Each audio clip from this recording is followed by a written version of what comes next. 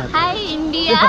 क्योंकि नेपाल के लोग पशुपतिनाथ मंदिर के बारे में क्या सोचते हैं? नमस्कार। मंदिर को पशुपतिनाथ को पशुपतिनाथ भगवान की पूजा करते हो? अब यहाँ आएर भैया मुझे भी बहुत अच्छा लगता है। ये देखो भैया, बिल्कुल ठीक सामने 5 6 7 चिताएं यहाँ पे एक साथ जल रही हैं। केदारनाथ मंदिर की यात्रा से पहले आपके रोहित पहाड़ी पहुंच चुके हैं भैया। केदारनाथ मंदिर के आधे भाग के दर्शन करने के लिए नेपाल में पशुपतिनाथ मंदिर। So hey guys, good morning, welcome back to my new blog. और अभी आज मैं हूँ आपका नेपाल में, और पिछले 2-4 ब्लॉग में आपको पता चल गया होगा कि आपके रोहित पहाड़ी भैया नेपाल आए हुए थे। और कल मैं आपका काठमांडू आ गया था, आपको पता है, आपने देख लिया होगा, और नाइट लाइफ एक्सप्लोर करने निकला था। लेकिन भाई आपके रोहित पहाड़ी के साथ ना वैसे ही कांड हो गया नाइट लाइफ को लेकर। लेकिन आज भैया काठमांडू के शहर में क्या क्या घूमने के लिए, क्या क्या दिखाने के लिए, वो सब कुछ एक्सप्लोर करने के लिए मैं निकल रहा हूँ अपने होटल से काठमांडू शहर घूमने के लिए। और वैसे जब भी मैं नेपाल, कोई भी आता है इंडिया से नेपाल, अगर कोई आता है कोई हिंदू धर्म को मानता है, तो वो यहाँ आता है भैया पशुपतिनाथ मंदिर के दर्शन करने के लिए, जहाँ पे भैया आपका महादेव के ना मुख्य दर्शन होते हैं। इस तरीके से मैं भी आज भैया काठमांडू से घूमने वाला हूँ और पशुपतिनाथ मंदिर के दर्शन करने के लिए। तो भैया ये अपना होटल था जहाँ पे मैं रुका हुआ था, और होटल कुछ इस तरीके से है। और यहाँ पे ना बहुत सारी कंट्री के फ्लैग लगे हैं, देखो कितने सारे देशों से यहाँ लोग आते हैं। और यहाँ पे ना देखो, आपको होटल और रेस्टोरेंट या फिर परचून की दुकान हो, आपको यहाँ वाइन तो रखी हुई मिल ही जाती है। क्योंकि अगर आप शौकीन वॉकीन होना इन सब चीज़ों के, तो हर रेस्टोरेंट, हर कॉटेज, हर गेस्ट हाउस वाला ये सब चीज़ रखता है। तो चलो हम एक काम करते हैं, अपने दिन की शुरुआत करते हैं और निकलते हैं। आज सबसे पहले तो हम लोग पशुपतिनाथ मंदिर जा रहे हैं। अपने होटल से बाहर निकलते ही भाई क्या नज़ारे हो गया, पता होटल के अंदर, पता लगता ही नहीं कि भाई दिन इतना निकल चुका है। और पता कल यहीं पे ना, कल रात को मतलब हम जब 11-12 बजे घूम रहे थे, तो यहाँ पे भाई पूरे नाइट क्लब चल रहे थे, मतलब रंग रलियाँ भरी बाजार चल रहे थे। इस टाइम पे देख के ना कोई कह ही नहीं सकता है भाई कि ये वही बाजार है जो कल रात वाला बाजार। और काठमांडू जो बाजार है ना आपका नेपाल का सबसे क्राउडेड और बड़ा बाजार है, मतलब सारी चीज़ें अवेलेबल आपको काठमांडू में यही होंगी। यहाँ बहुत सारी बसें तो आ रही हैं, इन्हीं से पता करना है कि भाई हमको पशुपतिनाथ कौन लेके जा रहा है। के लिए बस तो मिल गई है भाई ये वाली, लेकिन पशुपति आएगी ना पक्का? हाँ पक्का। तो भाई हमने पशुपति बोला, भाई ने पशुपति बोल दिया। पता नहीं पशुपति उतारेगा कहीं और उतारेगा, बट बस मिल गई है, ये अच्छी बात है।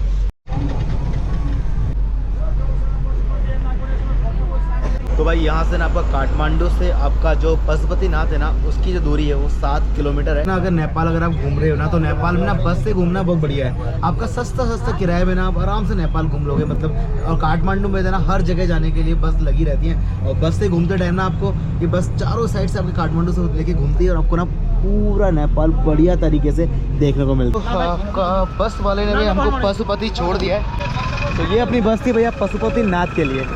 बिना मतलब अगर आप पशुपतिनाथ आ रहे हैं ना, तो आपको इस तरीके से बैक टू बैक बसें मिल जाएंगी। बसों का तो यहाँ पे कोई प्रॉब्लम है ही नहीं है। मैं आपका पशुपतिनाथ मंदिर के गेट पर आ गया हूँ, तो चलते हैं मंदिर के अंदर। और बाकी आपको अंदर जाके बताऊंगा मंदिर में बैठ के आराम से, आखिर इस मंदिर का जो इम्पोर्टेंस है, महत्व है, और महादेव से इसकी कौन सी स्टोरी जुड़ी हुई है, आखिर ये मंदिर यहाँ पे कैसे आया, आखिर क्यों केदारनाथ मंदिर का इसको आधा भाग कहते हैं, वो सब कुछ अंदर जाके बताता हूँ। जो रास्ता है ना, यहाँ पे बहुत सारे मतलब प्रसाद के लिए दुकानें लगी हुई हैं, जो मंदिर में दर्शन वर्शन करने के लिए आते हैं ना लोग, ताकि वो यहाँ से प्रसाद ले लें। और जब तो भैया ये है आपका पशुपतिनाथ मंदिर का मेन गेट, जिससे मैं अंदर जा रहा हूँ। और तो चलो भाई, हम आप पशुपतिनाथ मंदिर के अंदर आ गए हैं। अब आपको बताऊंगा पशुपतिनाथ मंदिर की कहानी, की आखिर क्यों इसको केदारनाथ का आधा भाग कहा जाता है। तो यार जैसे ही मैंने मंदिर के गेट के अंदर एंट्री किया ना, यहाँ पर देखो हर जगह पे आपको शिवलिंग दिखाई देंगे इस तरीके से। अब ये देखो, मतलब शिवलिंग के आकार का बनाया हुआ है, और अंदर सारे शिवलिंग बने हुए हैं, क्योंकि भैया ये मंदिर जो है भोले बाबा का है।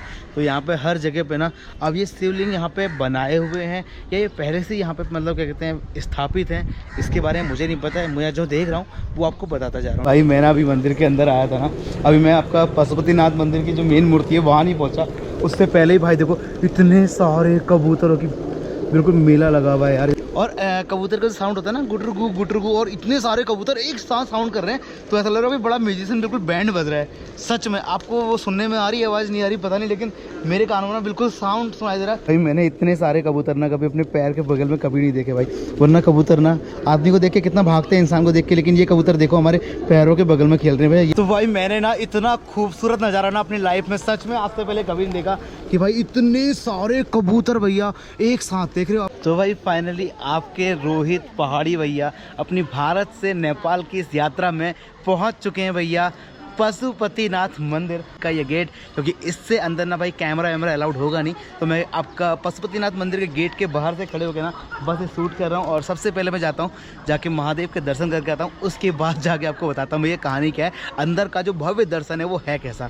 सच में यार, मतलब यार मैं ना अपने को बहुत ज़्यादा लकी फील कर रहा हूँ यार। मतलब लोग ना मेरा सपना देखते हैं, लोग तरस जाते हैं इतना घूमने, इतने सारे मतलब पवित्र स्थानों को देखने के लिए, और आप सब लोगों के प्यार के वजह से ना मैं एक के बाद एक महादेव के, भगवान विष्णु के, माताओं के सारे धामों के दर्शन कर रहा हूँ बैक टू बैक। क्योंकि आपको पता है कि अगले 1-2 हफ्ते बाद हमारी उत्तराखंड की यात्रा शुरू होने वाली है, जिसमें केदारनाथ की यात्रा भी शुरू होने वाली है। तो केदारनाथ का जो मुख वाला भाग बोलते हैं, केदारनाथ मंदिर का जो आधा भाग है बोलते हैं, तो वो नेपाल में यहाँ पे स्थित है।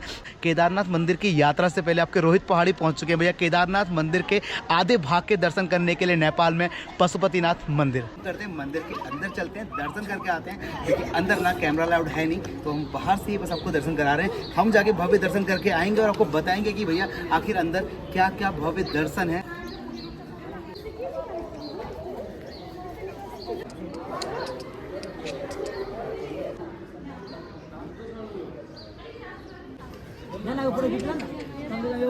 भाई अब ना मैं आपका दर्शन वर्शन करके आके आराम से बाहर बैठ गया हूँ, और यहाँ पर बैठ के ना आपको बताने वाला हूँ आखिर पशुपतिनाथ मंदिर यहाँ पर कैसे बना।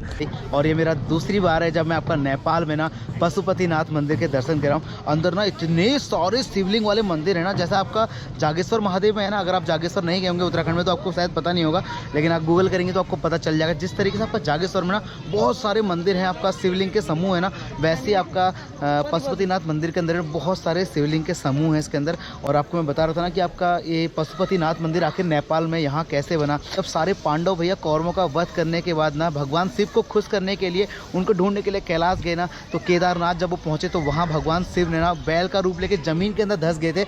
उस टाइम पे उनके सारे शरीर के अंग आपका उत्तराखंड के अलग अलग जगह 5 केदारों में निकले थे, लेकिन उनका जो मुखमंडल था ना वो निकला था आपका पशुपतिनाथ मंदिर नेपाल में। तो केदारनाथ की यात्रा से पहले आपके रोहित पहाड़ी पहुंच गए महादेव के मुखमंडल के दर्शन करने के लिए पशुपतिनाथ नेपाल। तो भैया एक स्टोरी तो मैंने आपको केदारनाथ से रिलेटेड वाली बता दी। दूसरी स्टोरी ये थी कि भैया एक बार ना महादेव और पार्वती यहाँ पे आपका हिरण के रूप में आए हुए थे, तो किसी ने उनका सींग पकड़ दिया, जिसके बाद वो टूट गया था। वो सींग ना जमीन में दब गया था, और फिर उस लोगों को उसका पता था नहीं। लेकिन कुछ समय बाद जब कुछ काल बीत गया तो यहाँ के कुछ लोग ही ना एक गाय थी जो हमेशा आके अपना दूध वहीं पर मतलब विसर्जन कर देती थी, मतलब दूध वहाँ पर मतलब देती थी उस सींग के ऊपर, मिट्टी के ऊपर। लोग सोचते थे कि यहाँ पे ये कहते हैं इस तरीके से गाय दूध क्यों दे रही है, रोज जमीन के ऊपर क्यों छोड़ जा रही है। तो जब हल्का फुल्का वहाँ पे खुदाई करी, सब कुछ करी, तो वहाँ जाके ना तब निकला आपका महादेव का ये पंचमुखी जो आपका ये शिवलिंग है, ये महादेव का यहाँ निकला था। इसलिए यहाँ पे पशुपतिनाथ की पूजा होती है। और पशुपतिनाथ इन्हें क्यों कहते हैं? पशु का मतलब होता है जानवर और पति का मतलब होता है स्वामी,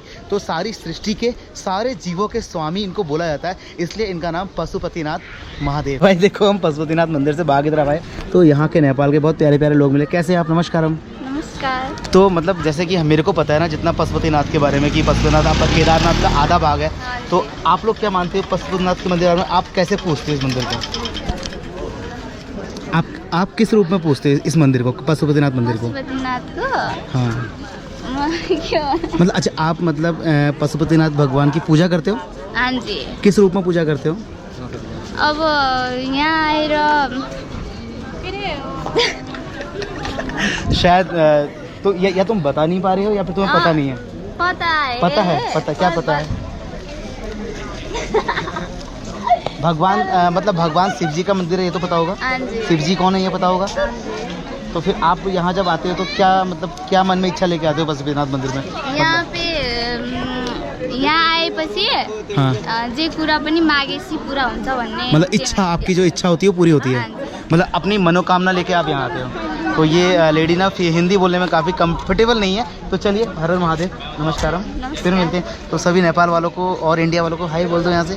हाय इंडिया और हाय नेपाल। Hi India. क्योंकि इंडिया और नेपाल भाई भाई। तो पशुपतिनाथ मंदिर में भैया मुझे भी बहुत अच्छा लगता है। आप इंडिया आए? नहीं, कभी नहीं आई हूँ मैं। कहाँ आए इंडिया में? चंडीगढ़ आई हूँ, अरे दिल्ली वाह। आई हूँ, तो दिल्ली आए हो, हमसे मिले नहीं, ऐसा कैसे हो गया? बड़ी होंगी तो आऊंगी। अच्छा अभी आप बड़े हो गए फिर उसके बाद आना घूमने, ठीक है? तो चलो भाई, ये दोनों भाई लोग हैं इनके ये तो घूमने आए हैं। तो चलो हम भी निकलते हैं यहाँ से आगे की तरफ, क्योंकि मेरे को लगा था कि यार पशुपतिनाथ तो मैं घूम ही रहा हूँ, तो यहाँ के लोगों का भी एक ओपिनियन ले लेता हूँ, आखिर नेपाल के लोग पशुपतिनाथ मंदिर के बारे में क्या सोचते हैं। मुझे बस इतना जानना था, तो इनके मुंह से मैंने इतना सुन लिया कि नेपाल के लोग पशुपतिनाथ अपनी मन की इच्छा या मनोकामना पूरी करने के लिए इच्छा रख के यहाँ पर। चलिए ठीक है, हर हर महादेव। महादेव। तो भाई मैंने ना अभी रैंडम ही यार पूछ लिया था उनसे कि आखिर तुम पशुपतिनाथ के बारे में क्या जानते हो।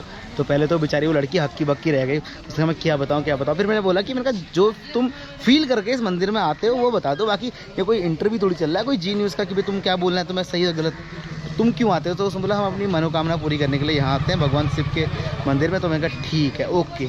तो भाई उस प्यारी सी लड़की को एक लाइक कर देना यार, और बाकी नेपाल के लोग ना बहुत प्यारे हैं। तो फाइनली भाई मैं आपका पशुपतिनाथ मंदिर से बाहर की तरफ आ गया हूँ, और जिस तरीके से ना आपका यूपी में ना मणिकर्णिका घाट है ना, कि जहाँ पे ना हमेशा मतलब चिताएं जलती रहती हैं, वैसे भैया नेपाल में ना पशुपतिनाथ मंदिर भी है। पशुपतिनाथ मंदिर के ना जस्ट बगल है, मतलब उनकी दीवार से लगता हुआ ना एक शमशान घाट है, जिसे आप मतलब महादेव का वास भी कहते हो। क्योंकि मैं आपको दिखाता हूँ यहाँ पे भी ना हर दिन आए दिन कोई ना कोई किसी का मृत शरीर यहाँ पे आता है, और इससे अच्छी ज़्यादा पवित्र जगह क्या होगी, महादेव के चरणों में किसी को भैया मुक्ति मिल रही है। तो इधर बैक साइड में वो शमशान घाट है, मैं उसको भी दर्शन आपको कराया हूँ। भाई मैं अपने जीवन में ना सब पहला शमशान घाट देख रहा हूँ, जो इतना बढ़िया तरीके से मंदिर और फूलों से सजाया गया है। देख रहे हो आप, यहाँ से ना पार जाना है हमको निकल के उस साइड, फिर जाके हम आपको दूर से ना शमशान घाट दिखा दूंगा मैं। यूपी में आपका मणिकर्णिका घाट है ना, बिल्कुल सेम उसी तरीके से यहाँ पे भी नेपाल के सारे लोग या नेपाल से बाहर भी देश विदेश के लोग भी ना पशुपतिनाथ को तीर्थ स्थल मान के ना यहाँ पे अपने परिजनों को लेके आते हैं उनके अंत्येष्टि के लिए।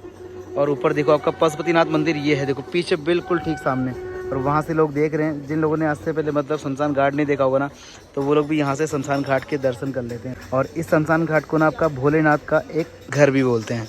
ये देखो भाई बिल्कुल ठीक सामने, यहाँ पे 1 2 3 4 5 6 7 चिताएं यहाँ पे एक साथ जल रही हैं। तो भैया ऐसे तीर्थ स्थल पर मुक्ति पाने के लिए ना हर कोई अपने परिजनों को यहाँ लेकर आता है, और लाखों की भीड़ में ना श्रद्धालु यहाँ से ना लाइव सब कुछ देखते हैं। भाई अभी ना मैं आपका नीचे गया था, वहाँ पे 6 से 7 चिताएं जल रही थी, तो मुझे लगा जाके देख कर आऊँगा, वहाँ पर वीडियो बनाऊँगा और रील बनाऊँगा, ऐसा सोच कर गया था अपने मन में। वो मेरी गलती थी जो भी होगा, बट वहाँ जाने के बाद ना जैसे ही मैं गया ना, मेरा पूरा दिल एकदम से भर आया था, और मैंने वहाँ कैमरा भी नहीं खोला। फिर उसके बाद उसके ऊपर से जितना दिखाया पुल के ऊपर से वो काफ़ी था, लेकिन वहाँ जाने के बाद ना मैंने देखा कि मेरे ही बराबर के लोग, मेरी उम्र से 2-4 साल बड़े लोग जल के राख हो रहे थे, और बहुत सारे लोग ऐसे हैं जिन्होंने अपने जीवन में पता नहीं क्या क्या किया होगा, उपलब्धियाँ देखी होंगी, क्या दिक्कतें देखी होंगी, कितना लड़ाई झगड़े प्यार मोहब्बत रिश्ते नाते सब कुछ देखे होंगे, वो सब वहाँ पर जल रहे थे एक लाइन से ना।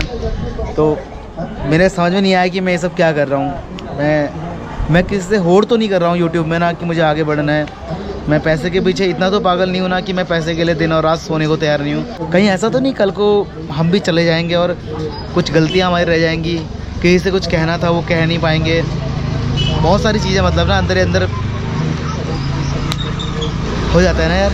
तो अभी मैं फ़िलहाल यहाँ बैठा हुआ हूँ, तो मैं शमशान घाट से बाहर की तरफ आ गया हूँ, अभी चलता हूँ बाज़ार की तरफ। उनसे सर थे एक मोटिवेशन स्पीकर थे, वो बोलते थे कि ज़िंदगी में ना कभी भी कोई तकलीफ आए या कभी कुछ हारने का मन करे, कभी कुछ जीतने का मन करे, कभी किसी से कुछ छीनने का मन करे ना, तो एक बार शमशान घाट होकर आ जाना भाई, क्योंकि आखिर हमारी जो यात्रा है, जिस दौड़ में हम सब दौड़ रहे हैं ना, इतना ही कहना है कि आखिरी पड़ाव ना वही है। तो भैया जी आज के ब्लॉग में सिर्फ इतना ही, और कल मिलते हैं फिर आपसे एक नए ब्लॉग में। तो पशुपतिनाथ मंदिर के लिए नीचे कमेंट लिख देना, हर हर महादेव लिखना मत भूलना, और पहली बार अगर चैनल पे है तो चैनल को सब्सक्राइब करना, वीडियो को लाइक करना, और कल आपको नेपाल का एक और खूबसूरत प्लेस घुमाना है मैंने, तो आप सब्सक्राइब करो। मैं चलता हूँ एक नई लोकेशन को एक्सप्लोर करने के लिए। Bye bye.